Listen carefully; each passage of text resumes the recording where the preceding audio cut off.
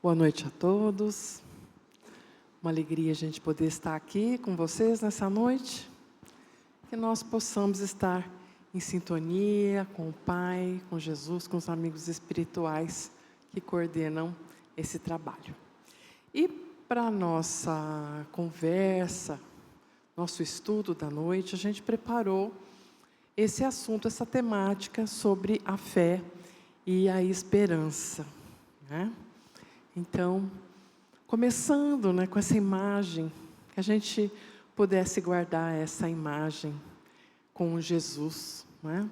Jesus é a nossa esperança, é nele que nós depositamos a nossa fé, no sentido de que ele nos trouxe muitos ensinamentos, nos mostrou um caminho de verdade, um caminho de vida, né?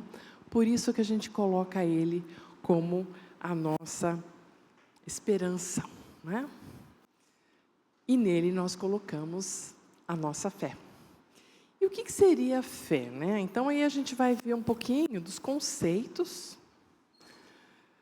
E se a gente analisar os conceitos de fé, de esperança, de caridade, essas características, elas são consideradas como virtudes primárias.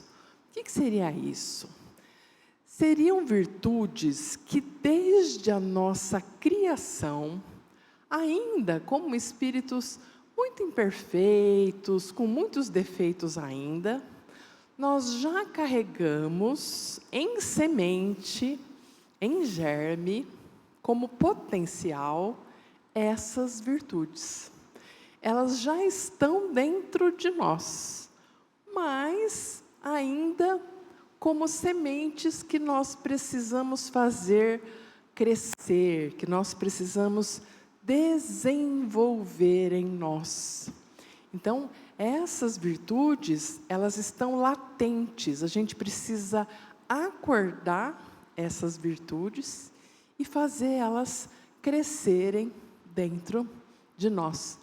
Por isso que, em algum momento, os discípulos disseram a Jesus: Senhor, aumenta a nossa fé. E como é que será que se aumenta a nossa fé? Que será? Qual será que é a receita de bolo para aumentar a nossa fé, gente? O que vocês acham? É uma palavra mágica? É um presente? Ou será que é uma oportunidade?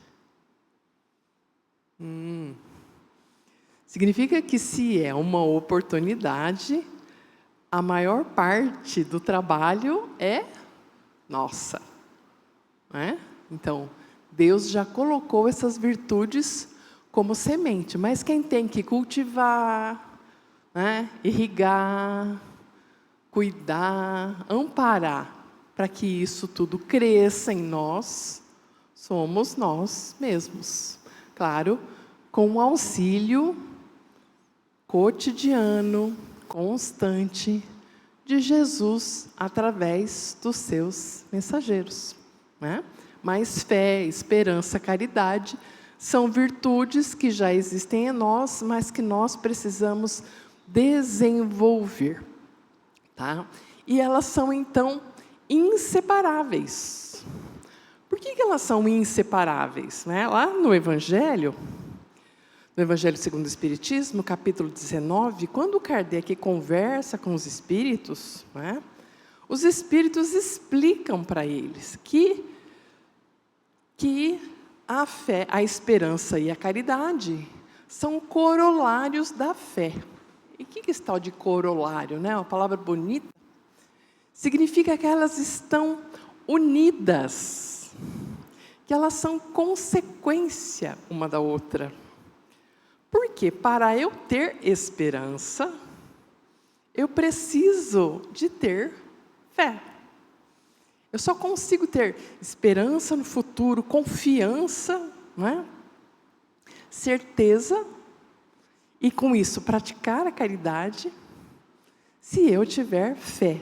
Então, esperança e caridade são como comprovantes de que eu estou desenvolvendo a minha fé. E os amigos espirituais vão dizer assim para Kardec, que fé e confiança que se tem na realização de uma...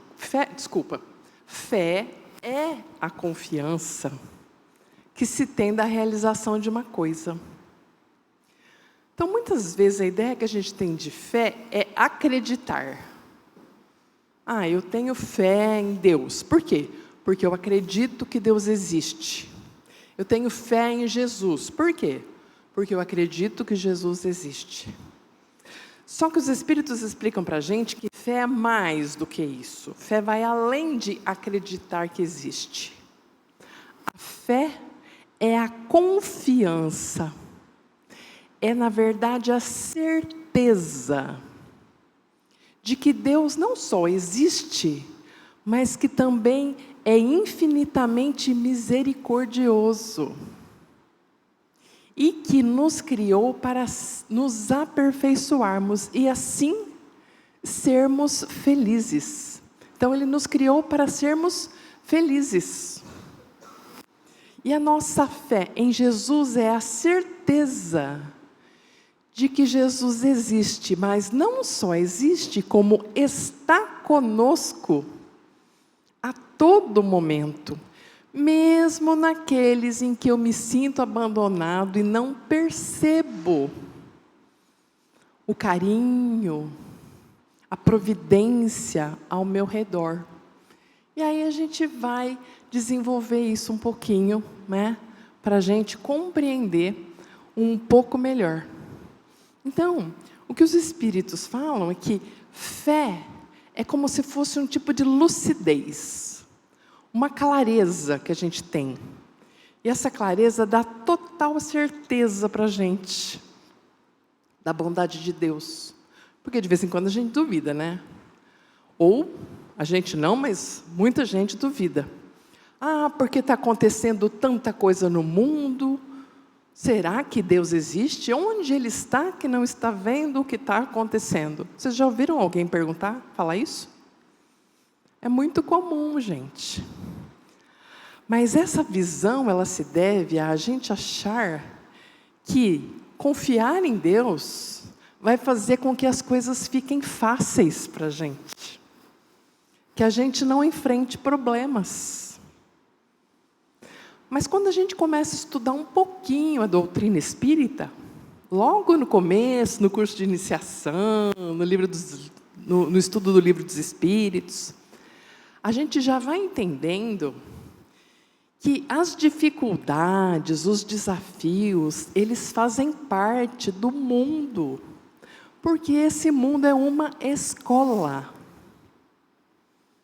Então, os desafios fazem parte do nosso progresso.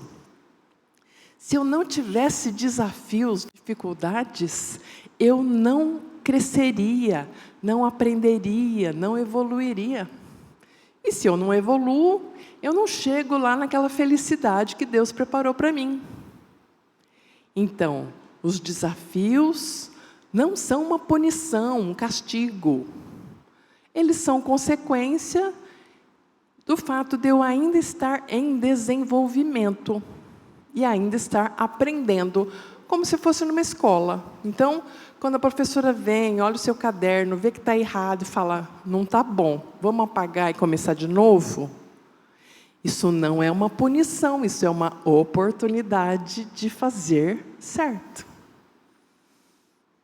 Então, quando a gente começa a olhar para as provas, para as dificuldades que a gente enfrenta, com esse olhar, com essa perspectiva, a gente começa a entender, então, que Deus sempre está conosco.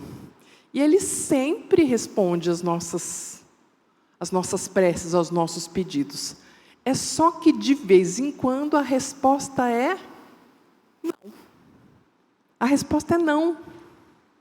E por que nem sempre Deus diz sim para aquilo que eu peço? Porque Deus não dá aquilo que eu quero. Deus dá aquilo que eu preciso.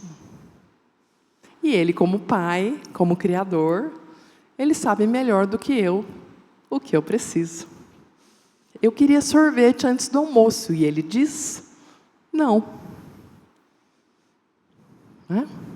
Então, muitas vezes, as coisas que eu quero para mim, as facilidades que eu quero para mim, não vão ser boas para o meu desenvolvimento. Por isso que Deus diz não. Ou ainda não. Então, essa lucidez que os espíritos falam que a gente tem, é essa lucidez como se eu tivesse subido uma montanha e lá de cima dessa montanha eu visse todo o caminho que eu tenho que percorrer para chegar num determinado lugar.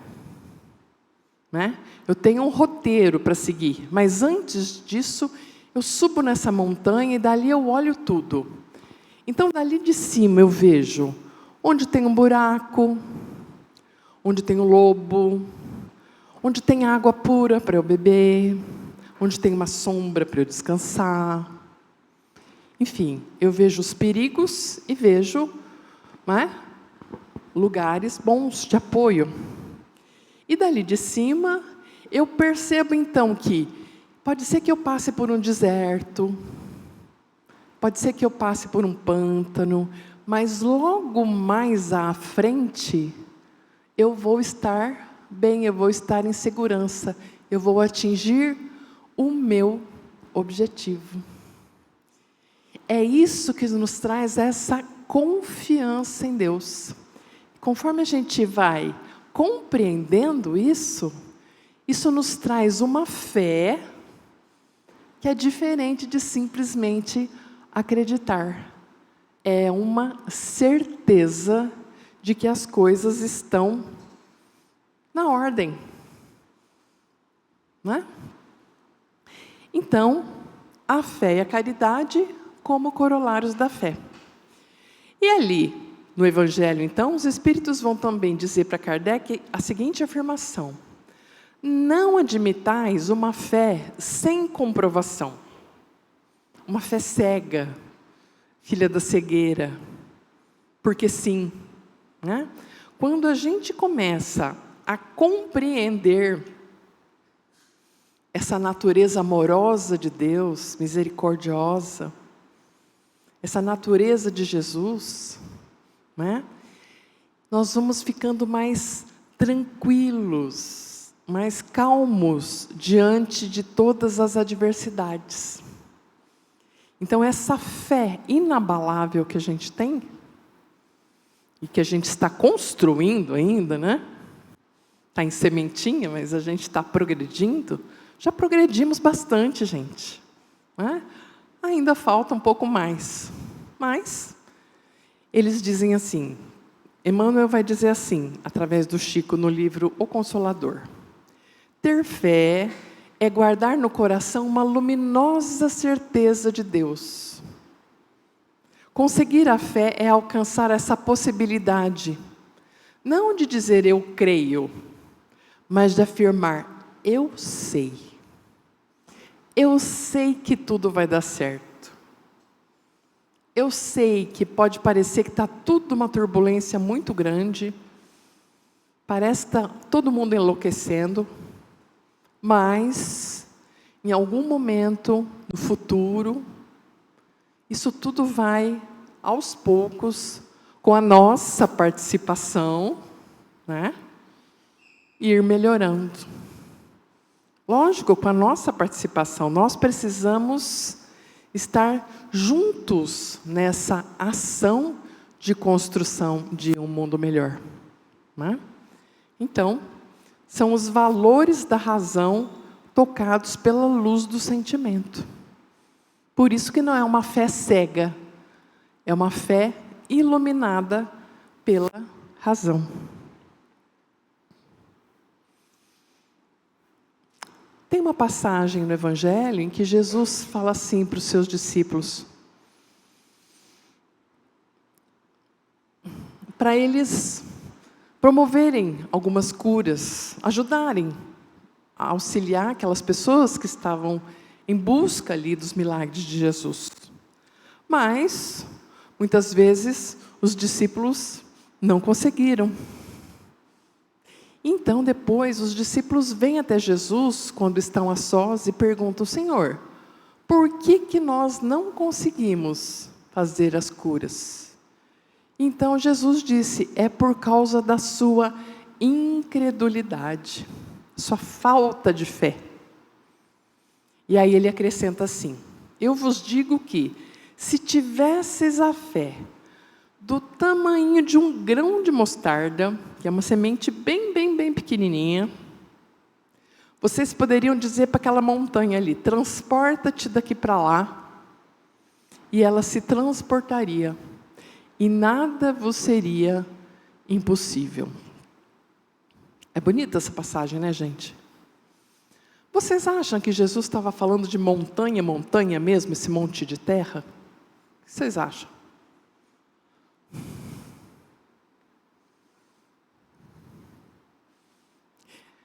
Eu acredito que ele estava falando das montanhas de dificuldades que muitas vezes ou nós criamos, ou surgem no nosso caminho para a gente enfrentar.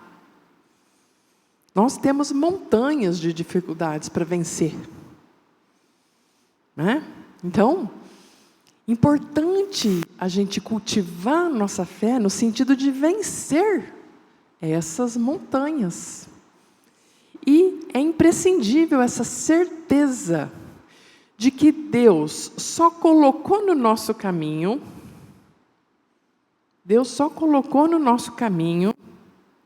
desafios que nós somos capazes de vencer.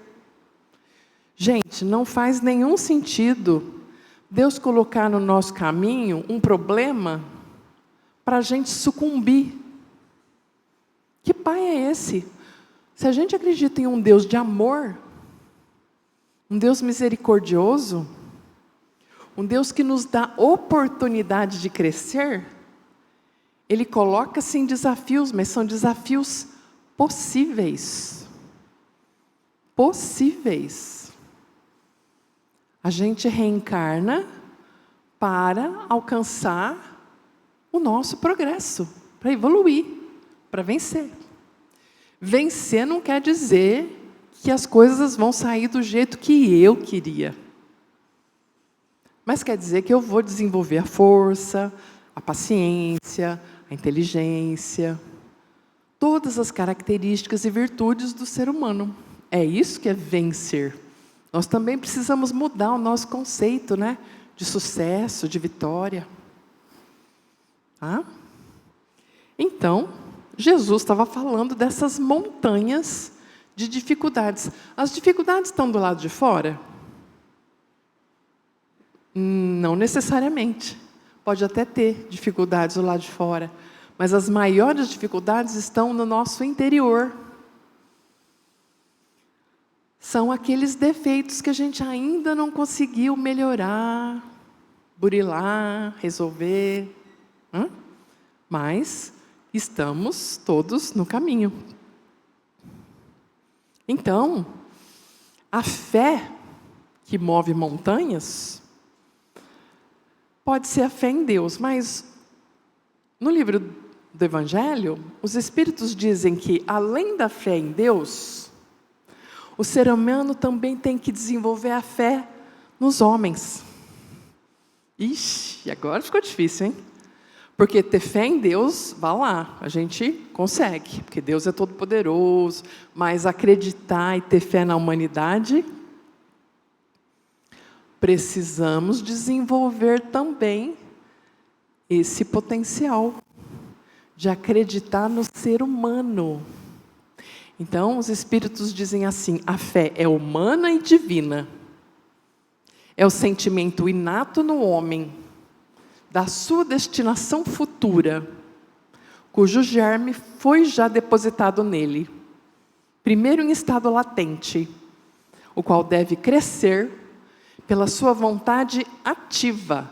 Então, olha só, está em germe dentro da gente, é fé, mas eu preciso desenvolver com a minha vontade. E não é só uma vontade pensando firme, não, a vontade ativa, ou seja, agindo. Eu preciso agir para desenvolver a minha fé, a minha confiança. Ah? Não é só no pensamento, com a força e o poder do pensamento, não. A força e o poder do pensamento é muito bom. Pensei? Beleza, agora eu planejo e faço. Planejo e faço. Né?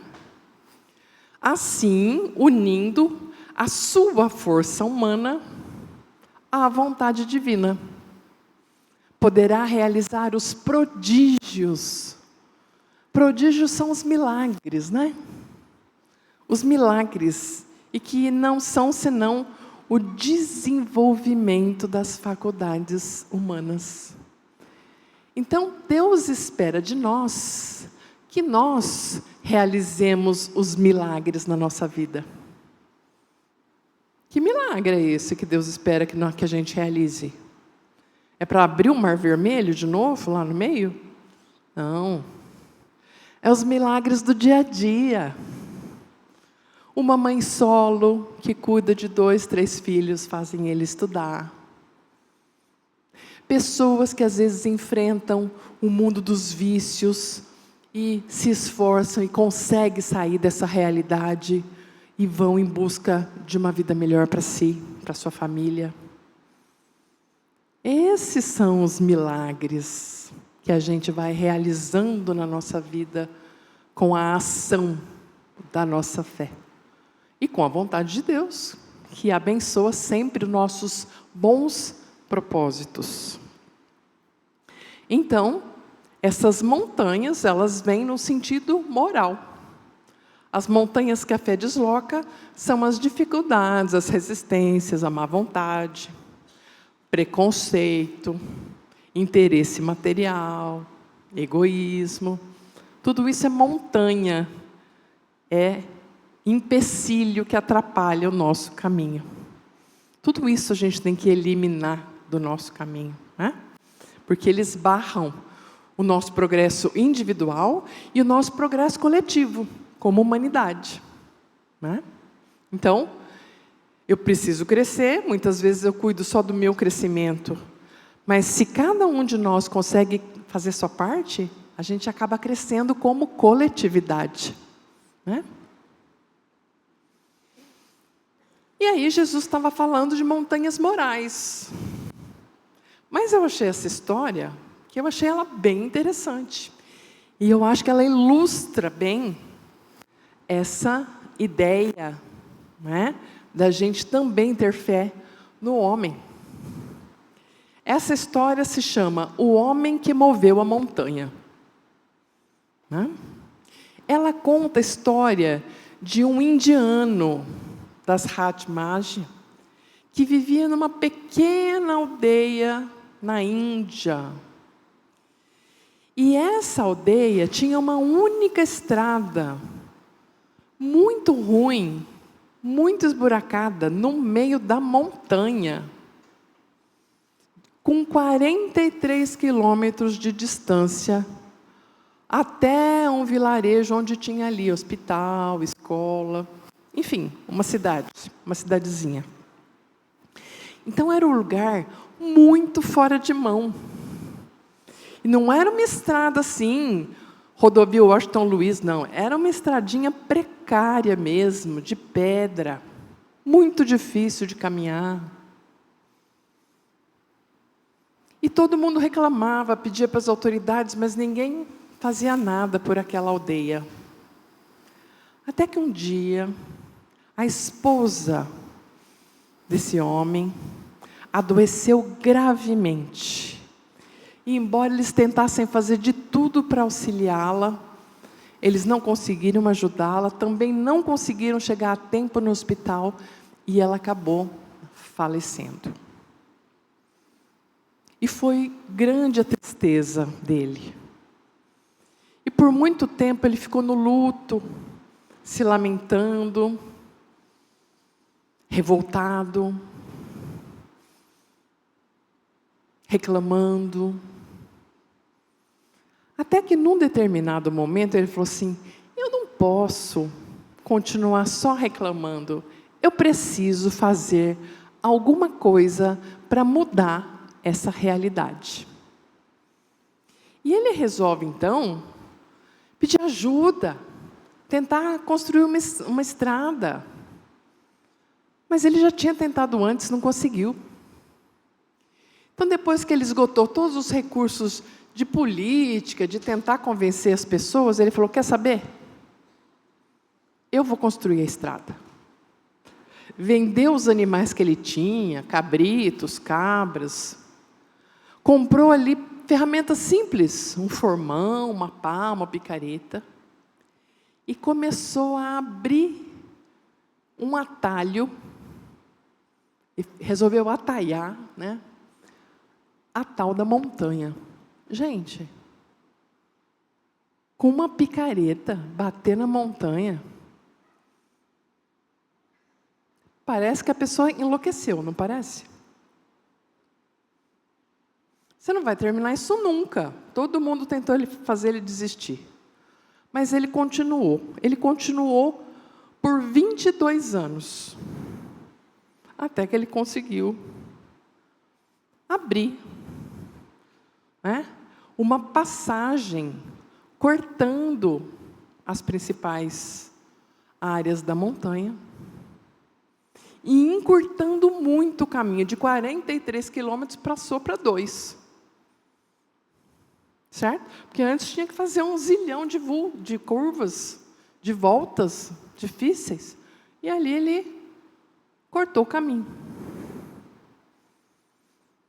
O que é esse exemplo para a gente? O que a gente pode aprender com essa pessoa? Vocês acham que isso é uma prova de fé em Deus?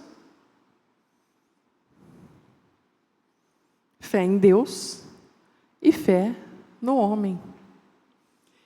É um tipo de fé ativa, que coloca em ação as capacidades que Deus já nos deu, os talentos, lembra da parábola dos talentos?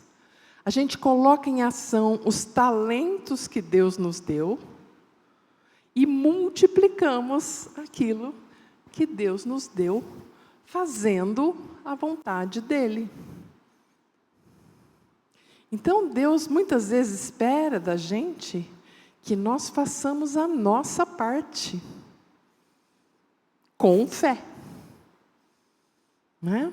Desenvolvendo essa fé. Nesse sentido, então, a fé é a base da esperança. Então, quando eu tenho esperança em um mundo melhor, podem ter certeza, Deus está esperando que a gente use também a tal da picareta. Eu preciso abrir um caminho nas montanhas e começar a auxiliar na construção de um mundo melhor. Nem que seja uma sementinha. Nem que seja um pedregulho que eu estou movendo dessa montanha, não tem problema. Porque Deus multiplica a nossa fé. Mas a gente precisa agir. A gente precisa ir em busca disso, né?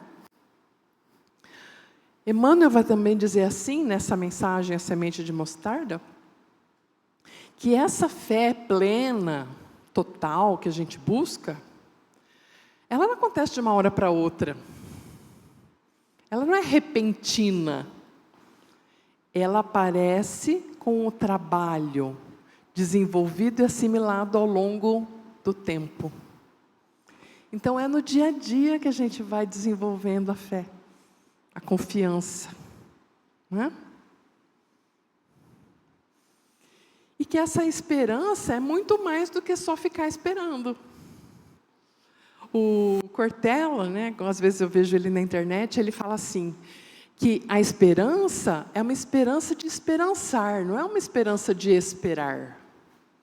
Significa que não é simplesmente para ficar sentado de braço cruzado fazendo oração. Oração, sim. Mas depois que eu falo com Deus, eu preciso escutar Deus.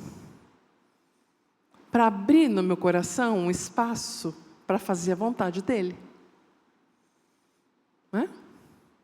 Então, a Joana vai falar assim: muitos de nós temos esperança de paz no mundo, mas não nos esforçamos para estar em paz, nem conosco mesmos, nem com os outros.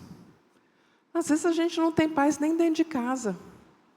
Eu quero paz no mundo, mas eu não consigo fazer paz dentro de casa. Nem no meu coração, às vezes eu não consigo fazer paz. Eu fico agitada, turbulenta. Quando as coisas não saem do jeito que eu quero, eu fico super agitada. A ansiedade toma conta, né? Isso é normal. Só que não é porque é comum que eu vou deixar isso tomar conta de mim. Aconteceu, não saiu do jeito que eu queria, eu fiquei muito nervosa, fiquei com raiva, sapateei, né? Reclamei do mundo. Tá, e agora? Respira fundo. Cai, né? Cai na real do meu comportamento, do meu, gente, porque, né? Orador também é gente, né? Às vezes as pessoas acham que o orador já é um ser iluminado, perfeito. Quem dera, né? A gente está progredindo todos juntos, tá? Todos estamos mais ou menos no mesmo nível evolutivo. Então, a pessoa que fala aqui tem as mesmas dificuldades que todo mundo. Beleza, me desequilibrei na hora que as coisas não saíram do jeito que eu queria. E agora? Respira fundo, faz uma oração, fala com Deus. E depois que você fala, para e escuta. E se a gente está desenvolvendo a fé e a confiança e a certeza de que todas as coisas estão na ordem, mesmo que não seja do jeito que a gente quer, vamos fazer o nosso melhor. Pedir o melhor e aceitar o que vier. Porque o que vier, se não for bênção, é lição. Não é assim que a pessoa fala? Se não for perfeito do jeito que eu quero, vai ser perfeito do jeito que eu preciso. Certo? Faz sentido isso que eu estou falando? Não estou falando que é fácil não, viu, gente? Não é. Mas Emmanuel vai dizer assim para a gente, que a enxada que espera imóvel adquire ferrugem que a desgasta. Alguém aqui já trabalhou? O pessoal aqui é tudo urbano, né? Alguém já trabalhou na área rural?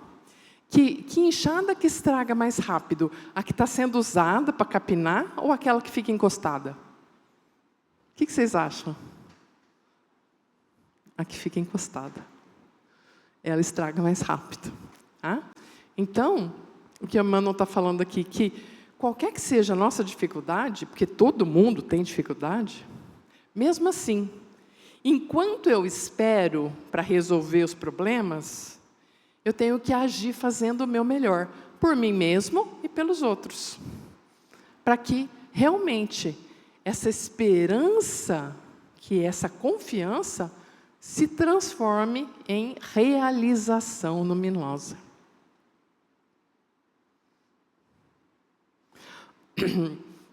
E Emmanuel vai dizer também para a gente que tem dois grandes adversários da esperança, né? Porque eu falei de fé em Deus e de fé no homem, né?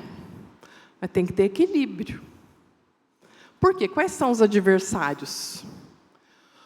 Um dos adversários é a presunção. É quando a gente tem muita fé no homem e só. Então, eu acredito tanto em mim mesmo, eu sou tão presunçosa, que eu acredito que eu vou dar conta sozinho, não preciso nem pedir nada para Deus. Deus, descansa aí, vai cuidar do outro que precisa mais do que eu, e pode deixar que eu me vire sozinho. Isso é presunção. Por mais que nós já tenhamos inteligência, força, quaisquer que sejam as boas virtudes que a gente já tem, nós sempre precisamos da ajuda divina. Nós não temos noção como são os bastidores da nossa vida e quanta ajuda a gente recebe do plano espiritual. Do nosso amigo espiritual, muitas vezes a gente chama de anjo guardião, né? dos espíritos familiares, eles nos ajudam e ajudam muito. E a gente nem agradece. Então, Deus nos auxilia de muitas maneiras diferentes. Então, a presunção, ela é um grande adversário. O outro adversário é o contrário, é o desespero. É quando eu não confio nem em mim, nem em Deus, não confio em ninguém. Quando eu estou desesperada, isso é como se fosse uma venda nos meus olhos. Eu não consigo ver as possibilidades de solução que às vezes estão ali na minha frente. Mas que eu precisava, né, respirar, me acalmar e agir. Então é muito importante a gente manter a oração, manter a confiança em Deus, de que tudo vai ser sempre para o melhor, mas que eu preciso confiar e agir. Essas duas coisas, como se fossem minhas duas pernas andando, confiar e agir, confiar e agir. Eu preciso sempre, né, buscar Deus para me inspirar nas minhas ações, confiar e agir.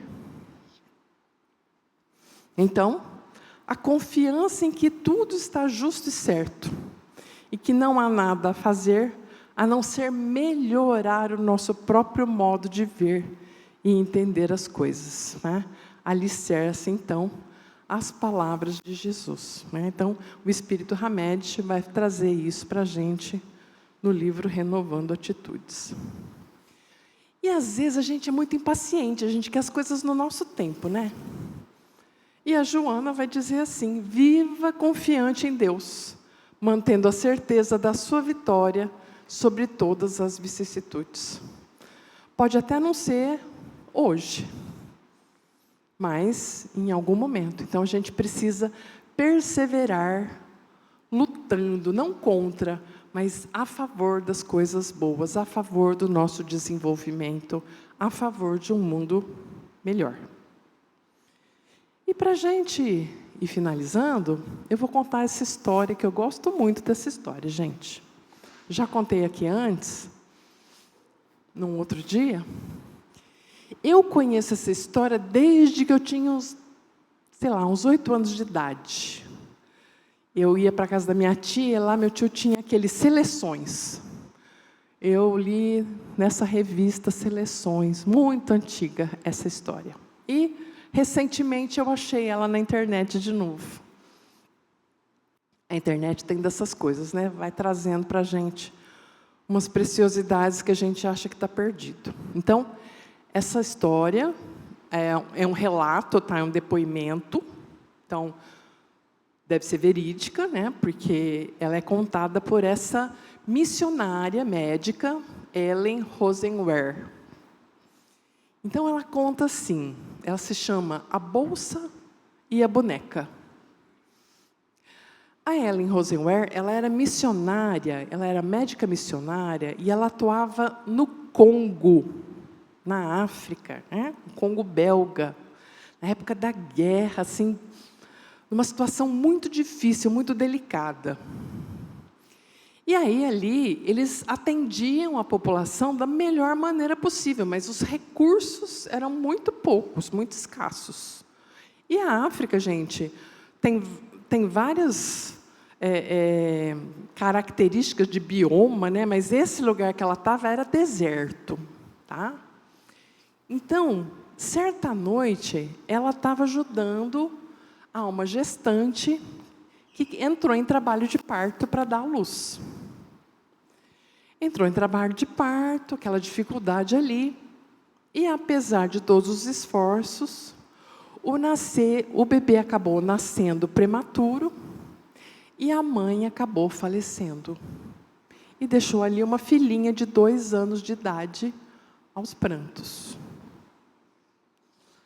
Uma situação muito difícil, gente. Um bebezinho prematuro, órfão, né? No deserto. Porque assim, não sei se vocês sabem, mas no deserto, de dia é muito quente, mas à noite é muito frio. Um bebê prematuro normalmente vai para a incubadora, né? Mas não tinha nada disso lá. E aí eles lembraram de uma bolsa d'água térmica, foram buscar, mas quando chegaram com a tal da bolsa, como lá o ambiente também fica muito seco e tem essa alternância de frio, calor, a bolsa estava rachada. Bom, o que nós vamos fazer agora com esse bebê prematuro, esse frio? Eles fizeram ali o que eles puderam, arranjaram uma caixinha de papelão, forraram, acenderam tipo um fogareiro longe assim, ficaram longe, todo mundo veio para cá, ficaram em volta do bebê, da criança, criaram tipo, né, uma parede de gente assim, para evitar o vento, e tentaram se proteger da melhor maneira possível ali, né? Isso de madrugada, o dia amanheceu, e como era uma parte, né, uma missão ali, aquela não era a única criança órfã, né? Eles se reuniram, as missionários, os órfãos, para orar. Eles sempre tinham essas reuniões. E na hora que eles estavam ali conversando, ela, falando da oração, da importância da fé, da confiança em Deus, contou também sobre essa história do bebê prematuro, da irmãzinha que estava sofrendo muito, e pediu para todo mundo e todas as crianças orarem junto com elas. E aí elas começaram a fazer uma oração regular, mas aí teve um momento em que uma criança começou a orar, né, em voz alta. E aí, o que essa criança começou a falar? Papai do céu. Vocês já viram criança orando, né? A criança é muito espontânea. Então a criança fala assim: olha, papai do céu, a gente está muito triste porque a mamãezinha do bebê morreu. E se o bebê não tiver uma bolsa de água quente, não tiver alguma coisa para esquentar ele, ele vai morrer. Então, papai do céu, o senhor manda a bolsa de água quente, mas tem que ser hoje. A missionária ficou assim, né? E agora, o que eu faço? Vou falar amém para essa oração? Nunca, nos 5 anos que eu estou aqui, nunca chegou nenhuma encomenda, nunca chegou nada, nenhuma provisão, nunca chegou nenhum remédio, nenhum alimento. E ela está pedindo a bolsa para hoje, né? E ela ainda estava pensando nisso quando a menina continuou. Ela falou assim: e papai do céu, já que o senhor já está tomando conta disso, manda também uma boneca para a irmãzinha, para ela saber que o senhor ama.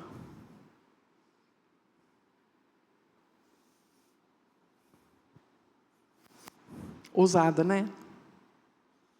Ousada. Bom, eles terminaram a oração, as pessoas se dispersaram. Quando elas estavam indo embora dali, chegou um pessoal correndo para avisar que tinha acabado de chegar uma encomenda na casa da missionária. Gente, todo mundo assim, uma parou, olhou para a cara da outra, quê? E saíram correndo. Saíram correndo, mas quando elas chegaram na casa, o motorista que tinha vindo trazer já tinha ido embora. E tinha deixado lá 2 caixas desse tamanho, enorme, de 20 quilos cada uma. Gente, elas abriram aquela caixa, parecia um furacão, né? E foram abrindo e arrancando tudo que tinha, assim. Tinha roupa, tinha atadura para fazer curativo, tinha coisa para fazer uva passa, para fazer bolo. E ela ia tirando, ela tirando, ela tirando. Aquele desespero, né? Ela deu uma paradinha para olhar o que estava escrito lá na caixa do remetente, né? A caixa tinha saído de Londres, onde ela tinha uma antiga professora que mandou aquela caixa 6 meses antes. 6 meses antes, de Londres. Ela nunca tinha recebido nada. Ela pensando enquanto ela está arrancando as coisas, né? E todo mundo ali em volta, cada coisa que ela vai tirando, ela vai dando para um. Até que no fim da caixa,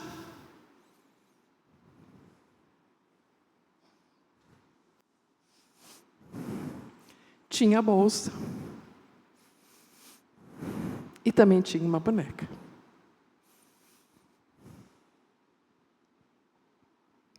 Essa história me emociona até hoje. Acho que é porque eu era pequena. Devia ter a mesma idade que aquela menina. Às vezes a nossa fé, ela parece com uma fé infantil, uma fé ingênua, que espera coisas assim, maravilhosas, milagrosas, né? E muitas vezes as coisas não acontecem assim. Eu escuto muitas pessoas me questionando, ou se questionando, perguntando para si mesmas: será que é porque eu não tenho merecimento? Eu acho isso muito dolorido, gente.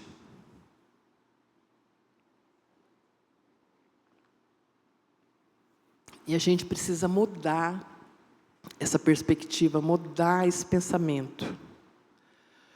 Quando Deus não atende as nossas preces como a gente pede, e muitas vezes não atende.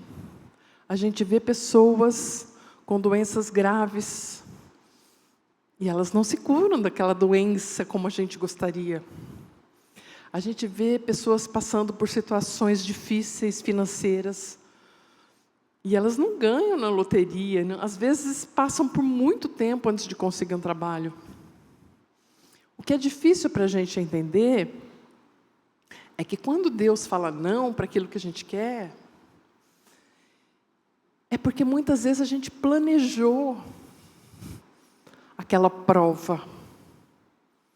Antes de reencarnar, eu me organizo para passar por provas determinadas. Às vezes a prova que eu planejei passar é de uma doença incurável. É de uma situação muito difícil. Eu sei se eu pedi ou não aquela prova?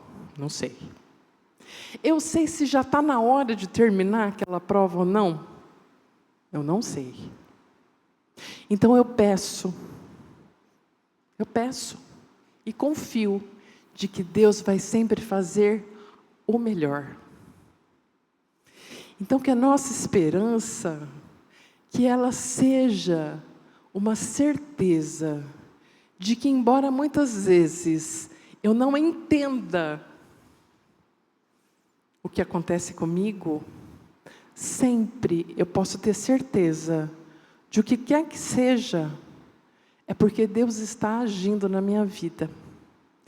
Que eu possa continuar colocando a minha fé e a minha esperança em Deus, em Jesus, e continuar agindo firmemente com os bons propósitos, porque com certeza, lá do alto da montanha, quando eu olho para a paisagem, logo além está um oásis, está um caminho, está uma felicidade daquilo que Deus nos proporciona, que é o nosso crescimento moral e a nossa felicidade espiritual.